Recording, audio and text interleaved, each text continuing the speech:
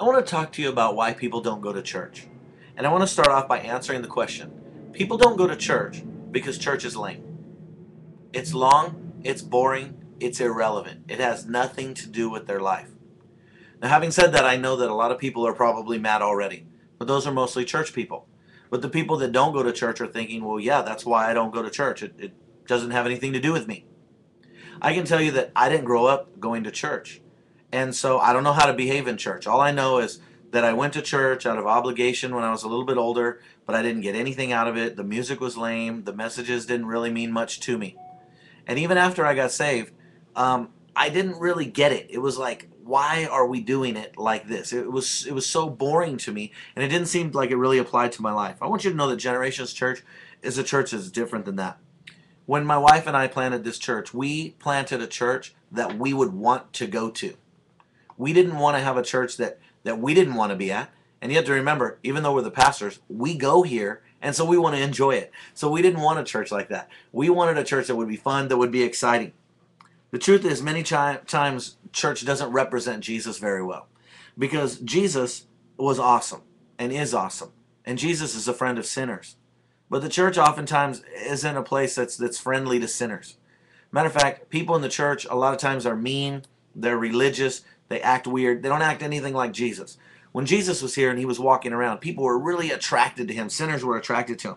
You know, it reminds me of one time I was in the downtown area of our city, and when I was there was this guy, and he was from a fundamentalist type church and just really aggressive and mean, and he was standing there preaching on the street corner, and he was really angry. And I was there, and he came up and started talking to me, and we were going to have a Christian concert, and he asked me, what are you guys doing here? And I told him, and he said, you know what? You don't know anything about the Bible. If you did, you'd take those faggot earrings out of your ears. Well, at that time, I wore earrings. But I looked at that guy and I told him, I said, the best thing that ever happened to you was the day that I got saved. Because if it wasn't for that, I would activate your dental plan right now. Well, he got mad. One of his friends was standing up preaching and yelling and screaming. I said, what's that guy doing? He said, he's preaching. I said, that's not preaching. I said, if a prostitute came, what would that guy do? Would he yell at her and tell her, you're a prostitute and you're going to hell? And he said, yeah, he would. And I said, that's not what Jesus would do. Jesus would go over there and get that woman, take her into that restaurant, buy her a hamburger, sit down and say, I have so much more for your life. You don't have to live like this. And he would inspire her and love her, and he would attract her because he's so incredible. He's so loving. But why isn't the church like that? The church isn't loving. Why isn't the church incredible? Why isn't the church merciful and kind and caring about people? And so sometimes the church doesn't really represent Jesus very well. So it's not that people are staying away from Jesus. It's that people are staying away from church. A lot of people in the United States are starting to have a desire for spiritual things. But the truth is, they don't want anything to do with church. They're trying to find spirituality apart from church because church isn't representing the Bible. Guess what? Jesus was always arguing with religious people. He never argued with sinners. He never got along with the religious people because they didn't represent him very well. And I can tell you that in this point, I am Christ-like. I am so like Jesus because I can't stand religious people. They make me lose my mind.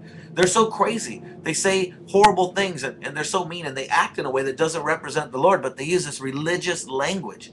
And that's not God's plan. So people don't go to church because there's religious people there. Church is long, it's boring, it's lame, it's irrelevant. If we want to have a revolution, we have to have churches that represent Jesus. A church that's focused on people that don't know him, that welcome him and love him, and bring the people into the church so they can get to know the Lord. I'm going to give you 7 quick things about what we can do to make church better for people that don't know Jesus, so we can be a soul-winning church. Number 1, we can make church about them, not about us. Church is not about the people inside. Church is about the people on the outside. Our purpose is so that we can get them, meet them, bring them in, let them get to know the Lord. So church has to be about them. The purpose of the church is the Great Commission. So many churches are focused on everything except the Great Commission. Number 2, have a heart for the people that don't know the Lord. Don't be mean to them when they come. Don't say you took my seed or you don't know the lingo. You know, when we first started our church, a lot of young people were coming and girls were wearing those really low jeans. When they sat in the metal folding chairs, well, you know, things were visible from the back. And so, you know, it was a little uncomfortable. But what are we going to do? Are we going to make a dress code for unsaved people? These people don't know Jesus. We can't tell them how to dress. They're not even Christians yet. So you know what we did? We bought really expensive chairs that had the back that goes all the way down to the bottom, and we call those crack blockers. And so now they can come to church, they can be comfortable, they can sit down, we can worship God, there's no problem. See, we just solved the problem by loving the people. We don't solve the problem by running the people away. Number 3, change your music. Music is the sound of a generation. Most of the music in churches today is horrible. It's lame. It's old. It's not inspiring.